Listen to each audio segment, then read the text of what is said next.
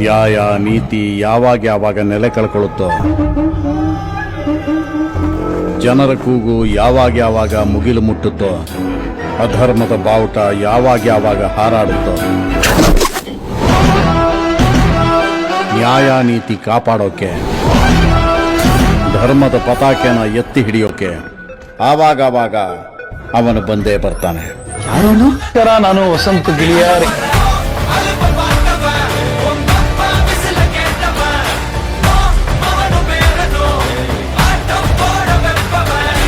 ಸ್ವಲ್ಪ ಕಿರಿಕಿರಿ ಮಾಡಕ್ ಶುರು ಮಾಡಿದ್ದಾರೆ.